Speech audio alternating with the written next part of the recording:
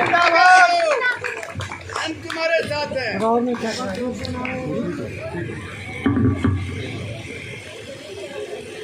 भारत माता की। आज के इस बहुत ही ऐतिहासिक मौके पर लक्ष्मण यादव जी ने सारी बातें बड़ी खोल करके आपके सामने रखी हैं और इसमें भी कोई शक नहीं कि अहीरवाल, ये अहीर रेंजमेंट की जगह से हमने सारों ने चर्चा करके अहीरवाल नाम दिया है क्षेत्र के हिसाब से। क्योंकि जब राजनाथ सिंह जी से बात हुई तो कुछ ऐसी बात आई, मैंने कहा कि क्षेत्र की बात, इलाके की बात, और मैं इस इलाके की इतनी कुर्बानी है।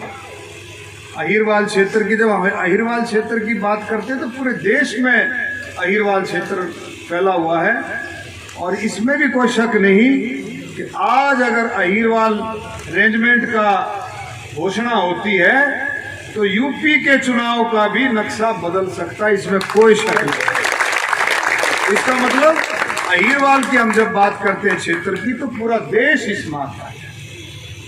तो ये इतनी कुर्बानी अहीरवाल क्षेत्र की लक्ष्मण यादव जी ने, और कुछ पेज उसमें मैंने जोड़े, एक इतना हमने उसका लिटरेचर बना करके अब की बार में जब राजनाथ सिंह जी से मिला, मैं कहा जी 10-15 मिनट लगा करके इसको पढ़ ले, आपको शुरू से लेकर के आखिर तक देश की आज़ादी में अहीरवाल क्षेत्र का हिस्सा, देश जब आज़ाद हुआ, क्योंकि 800 साल तो भाई मुगलों ने राज किया और लगभग 200 साल, 180 साल के करीब अंग्रेजों ने राज किया। अंग्रेजों के साथ जो संघर्ष किया अहीरवाल क्षेत्र ने देश की आज़ादी के लिए, और देश आज़ाद होने के बाद जितनी भी सीमाओं पर लड़ाई हुई उसमें अहीरवाल क्षेत्र का क्या योगदान रहा, ये अगर आप पढ़ लोगे इस लिटरेचर को तो मगर आपकी आंखें भी नम हो जाएंगी। आपका उसी दिन दिल करेगा कि अब तक ये अहीरवाल रेंजमेंट क्यों नहीं बना। इस तरह से हमने आपके पूरे क्षेत्र की बात को वहां पर रखा है और पूरी उम्मीद है कि क्या आपका हक है, ये आपकी मांग नहीं, आपका हक तो बहुत साल पहले हो जाना चाहिए। 97 रेजिमेंट हिंदुस्तान के अंदर, 97। तो मैंने ये भी बात रखी, मगर जी कभी आपको ये चिंता हो कि भैया अहीरवाल के बनने के बाद कोई एक आधा और कर देगा, मगर 100 कर दे, उसमें क्या दिक्कत आ रही है, कौन सी आप बता रही है। और मगर रेजिमेंट का तो नाम होता है, जैसे जाट रेजिमेंट है, राजपूताना रेजिमेंट है, ये तो नाम है। सारी 36 बिरादरी उसमें शामिल होती है, सभी बिरादरियां उसमें शामिल होती हैं, पूरे इलाका देश का शामिल होता है। तो इसमें पूरा गौर किया जाएगा और मैं तो ये कह सकता हूँ भाई, इसमें कोई भी कुर्बानी, किसी भी तरह का संघर्ष की बात होगी, हम पीछे नहीं हटेंगे, ये आपका हक है। अरविंद शर्मा की, अरविंद शर्मा की, अरविंद शर्मा की, भारत माता की। और जो इस इलाके की जो बात आई है नौजवानों की भी, देखो भाई, हरियाणा सरकार माननीय मुख्यमंत्री जी के नेतृत्व में लक्ष्मण जी उसका हिस्सा है। आपका विधायक इतना मजबूत है कि बहुत अच्छे तरीके से, जैसे अब ये मुकेश जी जो जिला पार्षद बात रख रहे थे बाजरे की खरीद का केस, हमने बहुत अच्छे तरीके से सरकार को, अध्यक्ष जी को भी हमने शामिल किया है, जेपी दलाल जी को भी शामिल किया और वह बनवारी लाल जी को भी, सारों ने मिलकर बहुत अच्छे तरीके से माननीय मुख्यमंत्री जी से बात की है। कोई ना कोई रास्ता इसमें निकलेगा। मैं इतना जरूर कह सकता हूं कि आम किसान जिसने बाजरा बो रखा है उसको किसी तरह का भी नुकसान नहीं होगा, जो आम किसान ने बो रखा है।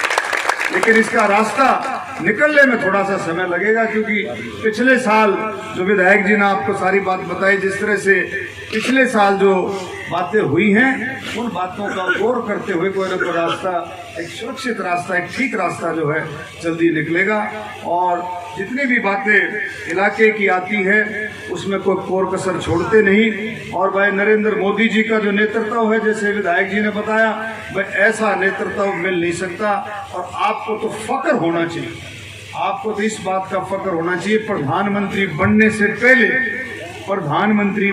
पहले रेवाड़ी में माननीय प्रधानमंत्री जी जो प्रधानमंत्री नहीं थे तो रेवाड़ी में जब आपकी जो रैली रखी थी, एक सर्विसमैन ने जो रेवाड़ी में रैली रखी थी, तो उस रैली को आपने बढ़ चढ़ करके कामयाब किया था। 1 रैंक 1 पेंशन का मुद्दा वही उठा था और माननीय प्रधानमंत्री जी ने पूरा किया।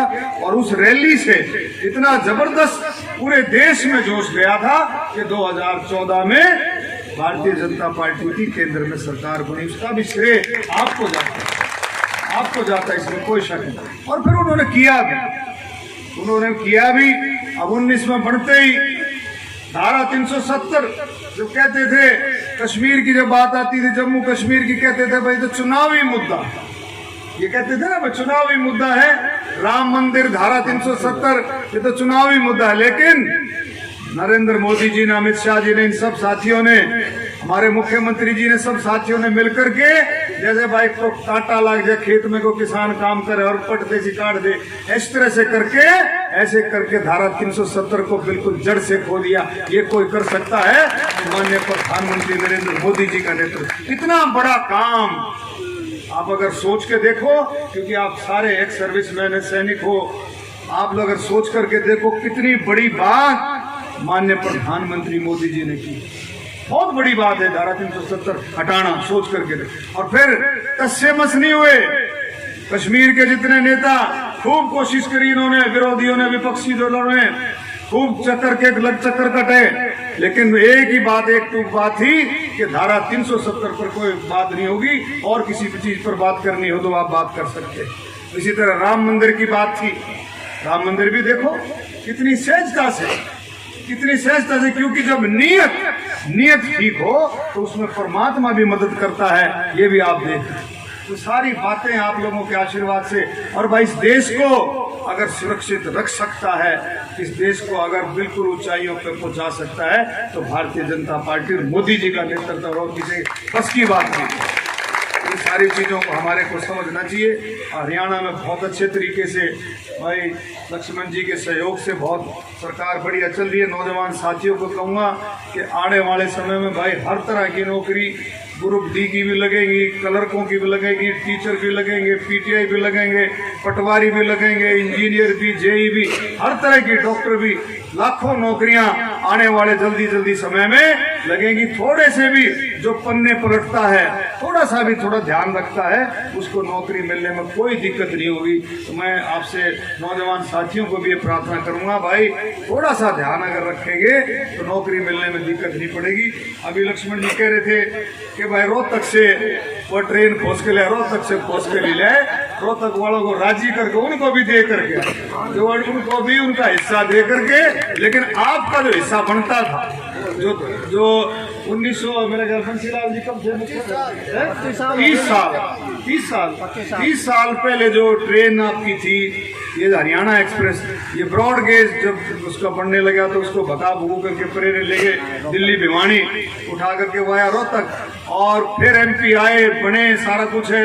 ये तो काम मेरे ख्याल 1-2 साल में निपट गया था, लेकिन वो 1-2 साल में कौन छेड़े उसने, क्योंकि जो भी छेड़े वो लटलखा करके बैठ जाए, नहीं भाई ट्रेन को, लेकिन इसका रास्ता निकाले।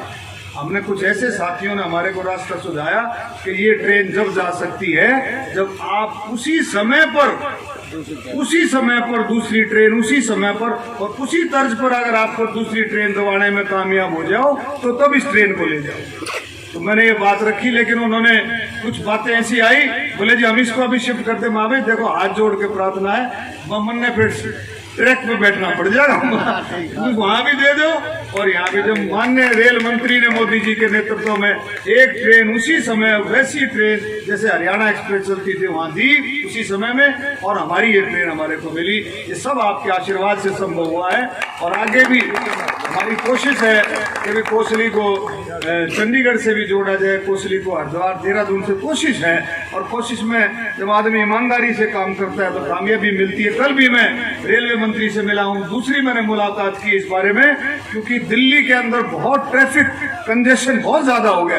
तो उनको मैंने समझाया है कि इन चीजों का अगर आप थोड़ा सा ध्यान रखेंगे, एक तो झज्जर को आप फरुखनगर वाला जो पुराना जंक्शन है इसको आप बिजवासन से, फरुखनगर बिजवासन है तो इस लाइन को आप बढ़ाओ, झज्जर से लेकर के जब दादरी तोय होकर के झज्जर और चरखी दादरी लोहारू, अगर आप लोहारू उस तरफ जोड़ देते हैं तो कांडला पोर्ट और मुद्रा पोर्ट, जो 5 पोर्ट लगते हैं, आपका जो एक्सपोर्ट इंपोर्ट का जो जितने भी इंडस्ट्रियलिस्ट है उसमें उनको कामयाबी मिलेगी, आसान रहेगा, सस्ता रहेगा। और उस तरफ जो कंजेशन है वो सारे का सारा आप जोड़ेंगे। आप इधर से आप जोधपुर जा सकते हैं, बीकानेर जा सकते हैं, कहीं भी राजस्थान में आप जोड़ सकते हैं, रिंगस की तरफ निकाल सकते हैं। तो सारी बातें उनको समझ में आई हैं। कल भी मैं मिल करके आया हूँ, पूरा प्रोजेक्ट दे के आया हूँ और उसमें कोसली का भी हिस्सा मैं डाल के आया हूँ। तो मुझे पूरी उम्मीद है कि धीरे धीरे करके सारे काम होंगे। माननीय मुख्यमंत्री जी से भी मैं मिला था, इस बाजरे के बारे में भी, प्रोक्योरमेंट के बारे में भी बात हुई और भी कई सारी चर्चाएं हुई। तो मैं उम्मीद करता हूं कि आने वाले समय में जो आप लोगों का जो कई काम जो है वो भी धीरे धीरे करके, आपने स्टेडियम की बात रखी है और एक क्रिमिनेशन जो है इसकी घाट की, शमशान घाट की जो बात रखी है, इसको भी देखो, कोई भी काम मैं करता हूँ उसमें भी भाई एमएलए का हिस्सा है और एमएलए करता है उसमें भी भाई हमारा हिस्सा है। एमएलए साहब शायद हमारे हिस्से में थोड़ा दाब दिया है लेकिन उसमें भी हमारा हिस्सा है। तो दोनों का हमारा, वो करे 11 एमएलए साहब ने कहा, इसमें कोई शक नहीं है कि दोनों मिलकर के आप लोगों को कहीं निराश नहीं होने देंगे, ईमानदारी से काम करेंगे। कहीं भी कोई अगर ऐसी बात आती है तो आप लोग कभी खड़े होकर के बिल्कुल डंके की चोट पे कह सकते भाई आपके काम में ये कमी है, इस काम को सुधारो, तो हम उस काम को सुधारेंगे, इसमें कोई दो राय नहीं है। तो मैं सभी साथियों का तहे दिल से मैं धन्यवाद करता हूं। हमारे आदरणीय लक्ष्मण यादव जी, भाई शारदा